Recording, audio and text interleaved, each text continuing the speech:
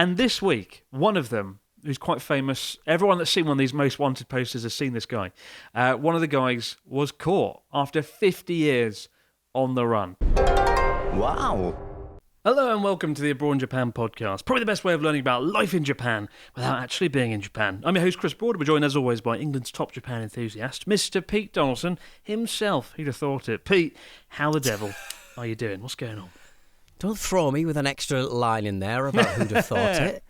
It's very early in the morning for me. It's very late in the evening for you. I can't believe that. I mean, I was expecting just your normal boilerplate, classic introduction for the Abroad Japan podcast, and you've thrown me curveballs first thing in the morning. What are you playing at, Chris? Who's got to you? Not just that, but I've changed the angle, if you're watching on YouTube, of the camera. So it's extra disconcerting. We're now in the toilet. We're now in the studio toilet. It's very, very reverberant. Fun fact, this studio has two toilets. It's got male and female toilets there. So, two toilets. You need to modernise, sunshine. We need a third option. No accessible toilet, just girls and boys. It's kind of like, because I'm like the only one in the studio most of the time, I can go between both. Can choose whatever toilet I want. You could start a toilet in one, nip it in the bud, so to speak, and just sort of waddle over to the other toilet and finish it in the second one. That's the man lives Pete like Donaldson an emperor. Dream. It certainly is. Pete Donaldson dream. My God, Pete. But I've just got back from a ski trip to Niseko, which is in Hokkaido. Wow. And lovely stuff. Honestly, such a beautiful resort. Very snowy. They say it's got the best, most superb powdery snow in the world. And it was good. It was very good. You've never been, right? Never been skiing. As discussed on this show, I had one skiing lesson planned, but I had my grade 1 violin exam, which I ended up failing anyway. So what are you going to do? Oh, no. Skiing, I only go like once every 2 years, and then it takes me a few days to remember how to ski. And I went for like 2 or 3 days this time. It was nice, but my legs were destroyed by the end of it. I could barely stand up, and I spent the last 3 days just in a room recovering, playing Ghost of Tsushima. Because I'm a gamer now. I play video games like everyone else. I'm cool. Well, again, I noticed that I've had such a busy week. Everybody on the little Abroad Japan production WhatsApp group seems to be playing Ghost of Tsushima, and I just feel incredibly left out. The only time I have to play little video games is I've got like a little pocket it's like a crappy little Chinese Game Boy that I've got a few games on and stuff. So I've been bashing through Final Fantasy on the PlayStation 1. Incredible. It's not Ghost of Tsushima though, is it? Load of rubbish. It's not Ghost of Tsushima. Samurai Warlord. It's so good. It's such a fucking good game, honestly. It's taken me 5 years to find a video game that I actually cared about. I kind of need a good narrative to sink my teeth into, and I don't really like open world stuff anymore. But this is kind of like the best of both worlds. It's a nice balance, and it's also made me appreciate Japan a bit more. It sounds weird, but the scenery and what the fuck is that? Can you hear that? Is that your fan? Have you started a large fan? Are you reproducing the 90s TV show The Crystal Maze? I think someone's assembling something somewhere in a room. This is the best microphone in the world. It should be able to pick up like nothing. Can you hear the drill? Can you hear I can't that? hear the drill. I thought I could hear that you'd put the aircon on, which sometimes makes a bit of a noise, but the aircon's off. No, I can't hear anything now. So any noise that could have gone through, the listeners shouldn't be able to hear. But you should tell that naughty man to stop drilling. Trash taste have to deal with this crap. Anyway, let's dive in then before somebody starts disassembling the building. We've got a story this week from Jürgen, who says... It's not your toilet, is it, Chris? It's not the toilet. Oh, it's just so annoying. Is this going to be a problem? You really can't hear it. All right. We got a story from Jürgen. He says, "Hello, castigated Chris and pessimist Pete. I'm a law enforcing officer working in Belgium, and ever since I can remember, I was fond of Japan and its culture. When I was 22, I visited Japan for the second time and happened to come across a phone while walking the streets of Akihabara. Sorry, making the streets. He came with a hammer and nails, and he made the streets. Making the streets upstairs, Chris. That's definitely on my mind. With no frantic owner in sight of this phone, I sought out the nearest call barn, police box where I figured I could make a deposit. As I entered the small station, the lady at the front desk looked at me like Godzilla himself had entered the building. I can't blame her, as I'm 6'4" and I weigh over 220 pounds, 110 kilograms. My God. I wanted to simply hand over the phone, but alas, they insisted I should go into a small side room and fill out numerous forms. I had to write down what my trip was what my trip itinerary was, and where I'd be staying. Honestly, it's so much effort. This is what happens when you give back to society. You have to fill out a form. After almost an hour, I was finally permitted to leave, and I was questioning whether the whole rigmarole had been worth it. After 2 weeks, thinking I'd become Japan's most wanted, I arrived at my final destination. The lady at the reception asked me if my name was Jürgen, and I hesitated before saying, yes, I'm Jürgen. She smiled and handed over a parcel to me. Totally bemused, I said thank you, and backed away from the desk to open my parcel. To my complete surprise, there were all sorts of Japanese treats and candy inside. At the bottom there was a thank you note, and it became apparent the parcel was from the owner of the cell phone that I'd found weeks earlier. I couldn't believe that somebody had taken the time to say thank you like this, and that there was obviously a very good procedure for not only reuniting lost items with owners, but forwarding gifts to the person who had handed the items in. So wait a minute, where was Jürgen staying? Was he staying at an Airbnb or something? It doesn't really elaborate on that, like how they found him, unless they... Oh, right. It was part of his itinerary. The itinerary. That's pretty smart. The itinerary.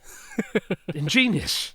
Have you ever experienced anything like this? And have you heard of foreigners joining the Japanese police force? I was wondering if there's any job opportunities in the sector for someone like me. Love the videos and podcasts. Thanks, guys. Jürgen.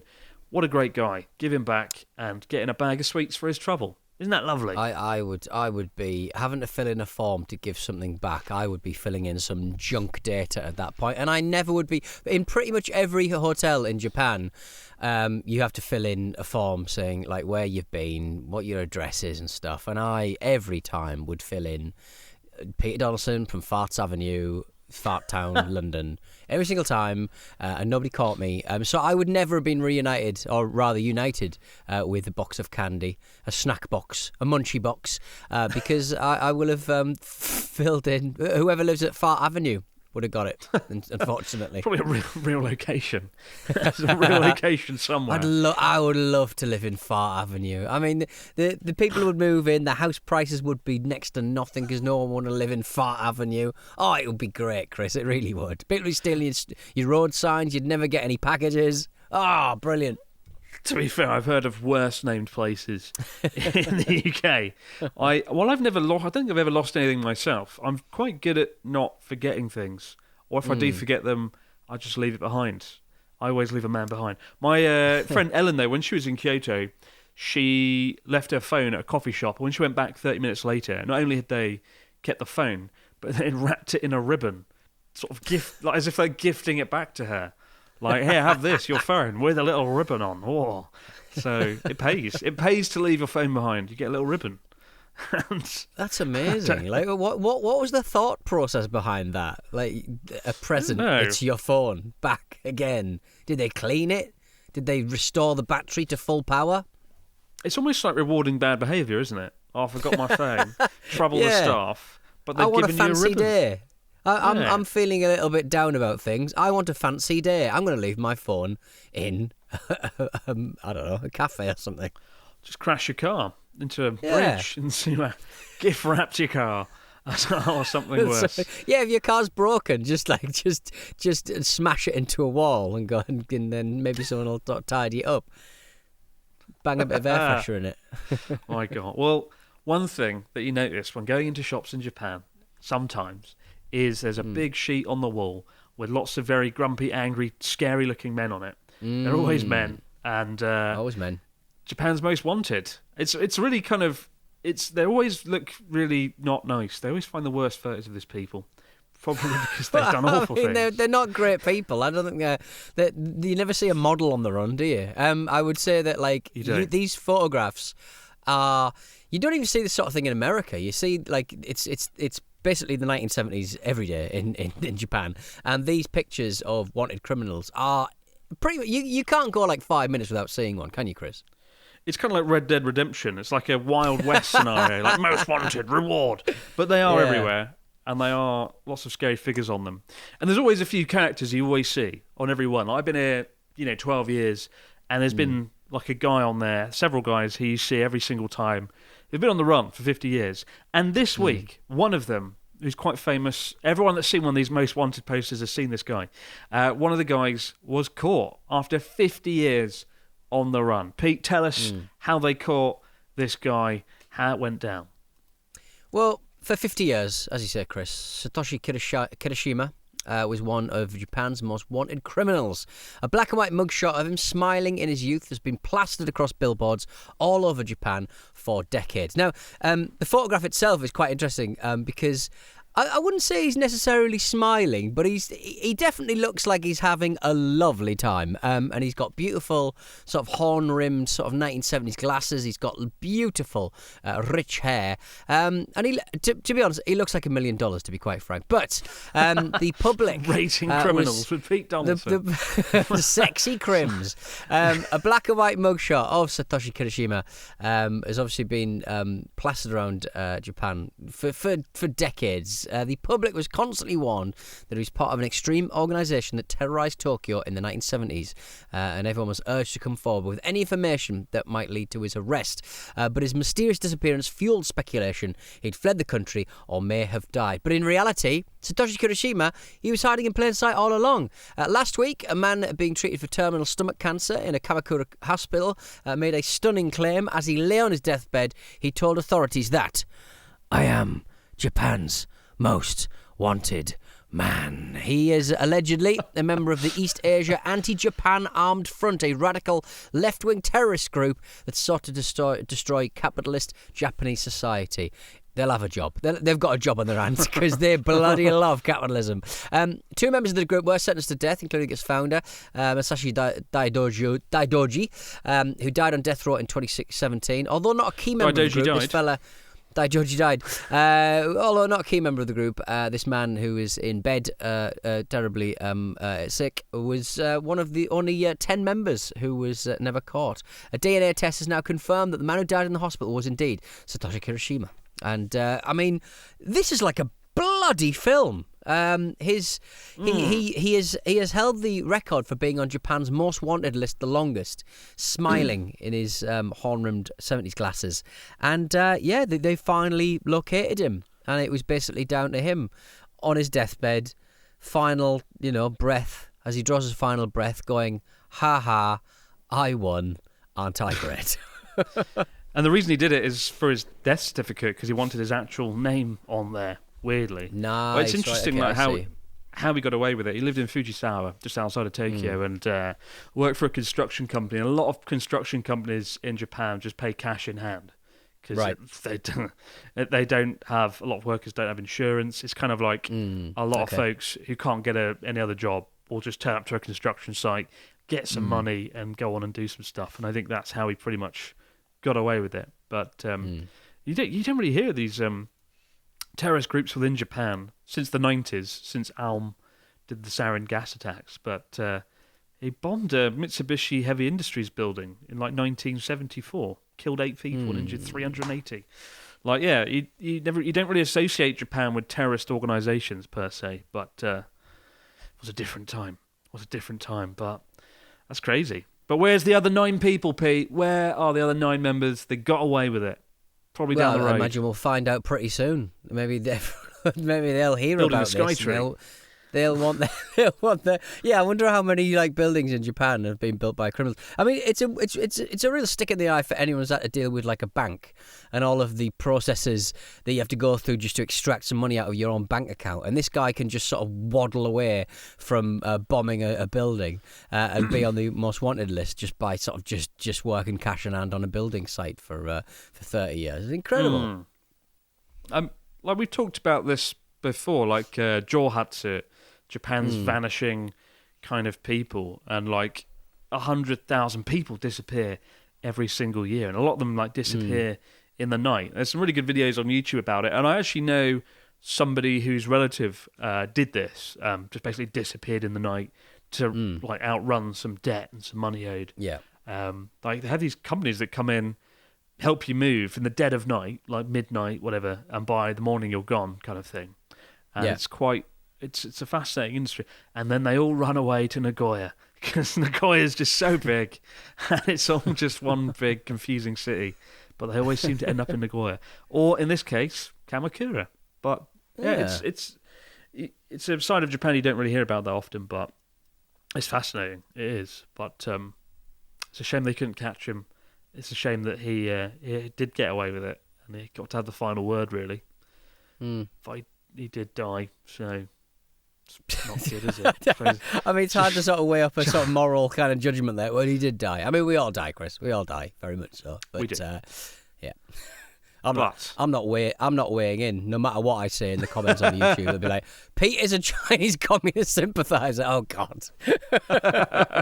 Oh God. Just because he wants the NHS to work. Oh God. But there you go. It's fascinating stuff. I wonder if there's any private investigative agencies or companies that go on the this hunt is for a these film. things. Come on, this is a film. This is going to be Probably out will be a film. this is going to be out on celluloid in about 6 months' time. They're going to rush this out. It's going to be absolutely cracking. What a story! It's like something out of what's it going to be called? Out of an old an old kind of mafia movie or something like that. What's it going to be called? Amazing. What would you title this film? This is your expertise. The Bomberer Hydera. The Bomberer Hydera from Kamakura. Perfect. And on that note, my God. But there you go. Sometimes the people on those scary posters do get caught, but usually if they hand themselves in, honestly. Do they get caught? It doesn't sound like it, doesn't. It's unfortunate. We're back in just a moment, guys, with your stories, comments and questions in the fax machine. Wow. And we're back with the fax machine. What do we got this week from our listeners, Mr. Dawson? Fill us in. We got a message from Axel. Have we heard from an Axel before? Axel Witzel? I think we might have. Hey, Chris and Pete. I've been following the Abroad Japan channel for a while now. My favourite video was when you and Pete went to Osaka during your journey across Japan a few years back. I'm an aspiring jet alt who just recently finished their interview. My question to Chris is, what was the one thing you discovered during your time as an alt that you did not discover before getting the position? Love the podcast. Keep up the great work. The both of you. Best, Axel. I mean, this is very much the season for alts getting interviewed, getting callbacks, getting their kind of positions sort of firmed up. It's an exciting time for a lot of people. I think it was 12 years exactly, more or less, when I had my interview in February in London. And then I found out in April that I got it. So it was kind of a 2-month wait. And what did I not consider before getting the position? Don't know, really. How few you don't people know. there were in the town. Well, yeah. I mean, at the time, don't forget, there was nothing. There's fuck all. No. On, rural Japan. You learnt there was nothing. Wikipedia had a sentence. YouTube had somebody getting a sandwich out of a convenience store fridge.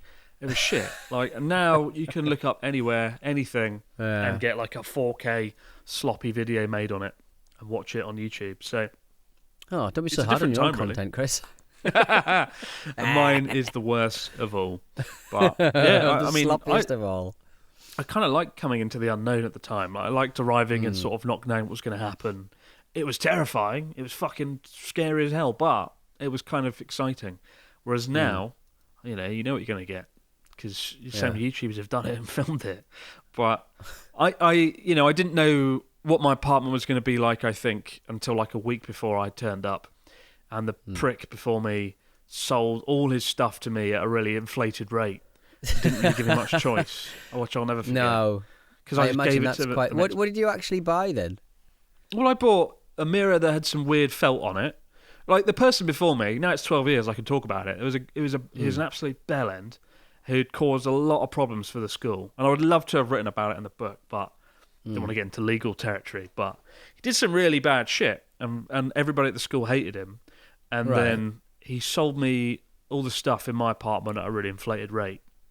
And he just caused a lot of problems. And when I left, I think I don't know if I sold anything. I think I just gave it. You had I remember person. Now. You had a big fire. you just went out into the yard and set fire to the ottoman that you'd bought.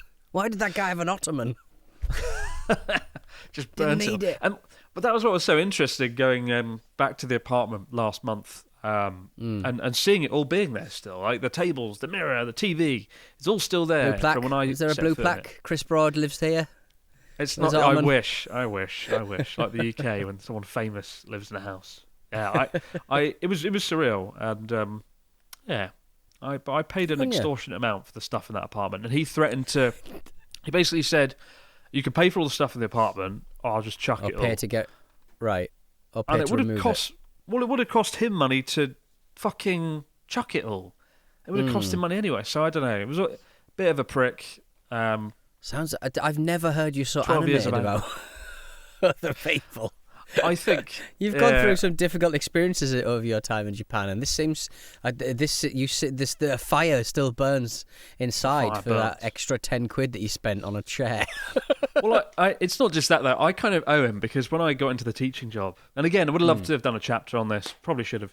When I arrived, everyone was so nice to me. They treated me like royalty because they were terrified that I would end up like the guy before me and cause problems for everyone. Like one time. There was two teachers that worked in my school. There was me and Roy. It's not his real name; it's his middle name. Roy, where did Roy come? Out of all the names, Roy. That's his middle name. That's his middle name. Roy the boy. Yeah, he was like he told me like stories about this guy. Like one time, he went to the guy's desk, and his desk, my desk, was next to Roy's. Whatever. Roy came back and. To see this guy, and like he just left a note saying, I've gone to Hong Kong for a week, bye, and like just randomly disappeared to Hong Kong for like a holiday. Okay. He didn't take a holiday leave, and he threw like lots of people under a bus for it, and there was just like loads of stories like that, and it was causing loads of stress for the teachers. So when I turned up, everyone was really scared because they kind of felt responsible. They felt like, oh, maybe it was our fault for neglecting this guy that turned him into this reckless. Turned into a Hong Kong wrong 'un. Well, it wasn't. It was just this guy's a bit of a dick. But yeah. There's lots of stories I kind of didn't put in the book, and lots of stories I haven't talked about publicly because there is, Chris. There is something to be said for just doing what you want to do. I would say, like, I mean, people will see it as being sociopathic, but then a lot of people just get on by sort of going, "I've gone to Hong Kong."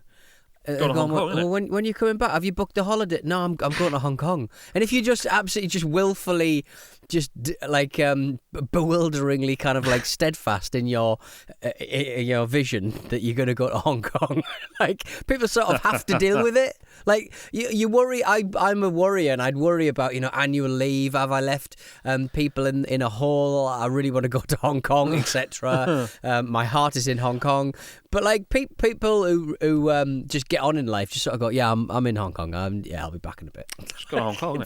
Can you imagine doing that in the workplace though to your colleagues? Like it's Monday morning, everyone comes in, you got a busy fucking week, team effort. Let's all go, everyone. And it's just, where's Pete? Oh, he's gone to Hong Kong to eat some dumplings and fucking Victoria Peak. I'm getting fitted for a cool suit in Hong Kong. That would be kind of fun. But that was like the least bad thing that he did. Right. Like the worst thing, he got reprimanded for sending the school nurse like sexy messages like, you look good in this jacket and you look good in this top. And she was like, what the fuck is this? Taking a turn. Less good. Less good. Yeah, less good. Maybe you should stay in Hong Kong. It was a litiny of shit. Right, okay. And then overcharging me was the icing on the cake, to be fair. That was the real crime. Yeah. Oh dear. I think he also punched someone in the face. But anyway, fun times. He sounds like an absolute live wire. Good God, in the worst possible sense. But Lordy. we got a story from Jenny, or a question. It says, hello, Chris and Pete. Jenny. I booked my first trip to Japan this October to enjoy the fall leaves, and I couldn't be more excited. My bucket list includes staying at a ryokan in the mountains with a private bath due to having a large tattoo. I'll be travelling solo, and I've seen discussions online about only certain ryokans allowing single stays in rooms. Is this something I need to check? Will I be charged double occupancy, or will they refuse to check me in? Any advice is appreciated as the inns are already starting to fill up. I want to secure my spot. All the best, Jenny. I think don't worry about it. I don't. I've had this issue before, like on Booking.com. It's like minimum 2 people, and I just book it anyway. And I've never had an issue. I do think there is a culture there of like often you need like 2 people per room. which I think's silly. And it did cause... I was worried about that on Journey Across Japan, the last series, because we had a team of like an odd number, and some of us had to have like our own room, and with one person in it, whatever. But I think I didn't care. I think I just went ahead with it. But yeah, I think it'll be all right. They're not going to throw you out, are they? What are they? Yeah, Probably. I mean, presumably you're just renting the space. Surely the ideal situation for a hotelier or a ryokan would be to have a single occupant, because you get the same amount of money and you have to do half the work, no? Slacking off again. I think it's more the breakfast dinner side of things. Your dinner, you have a set meal with a minimum of 2 people or something like that. So that's the only thing I'd say. If you book a room and it says 2 people and you've got like breakfast and dinner included, definitely let them know in advance that there's only one of you. Otherwise, they will kill you because they don't like wasting food. And that would, I went to, I did a shoot recently in Akita. It was myself, Charla, and Paul the cameraman. And Charla didn't want to go to breakfast because she had to do makeup and stuff. And she didn't really want breakfast anyway. But you have to like have the breakfast. You have to. And I had to eat her entire breakfast, even though I didn't really like it, because I didn't want to waste it, and I didn't want to like cause a ruckus, a fracas. I hate that word. Do you remember when Jeremy Clarkson punched his producer in the face, and it was like, "There's been a fracas." There's been a fracas. It was like that. Man. I had to eat the breakfast. Where's Jeremy? He's in Hong Kong. But yeah, just don't worry about it, Jenny. Book away. But do let them know in advance if there's meals involved. I got one last question from Lisa, who says, "Hello, definitely not doctors Pete and Chris. My family and I are heading to Japan this July after our last trip last year got cancelled at the last minute for insurance reasons. Oh, I'm so excited to visit Japan again after an amazing trip. My question is for you is, how much are masks currently worn in Japan? Many thanks, Lisa. Ain't no masks really happening now. I think I was on a flight the other day, and I think like 5% of the flight, tossing that figure out there, 5% of the flight probably had a mask on. It's essentially no one. But people like to wear them in Japan in winter because it keeps your face warm. So yeah, but they've gone, and I'm all the happier for it. Out of there. Honestly, it was a nightmare trying to film with a mask on, so I'm happy about that. But if you really want to wear one, do wear one. Of course, Japan, one of the few countries in the world where no one cares if you do, and no one will berate you for wearing one, which is good, I think, if you are sick. Cool. Keep the stories, questions, comments coming into abroadjapanpodcast@gmail.com, or comment down below on the YouTube. We'll see you later in the week, guys, to all over again. But for now, no matter where you might be, out in the big wide world, obviously have a great few days. We'll see you right back here to do all over again on the Abroad in Japan podcast. Bye for now. Hello. Goodbye.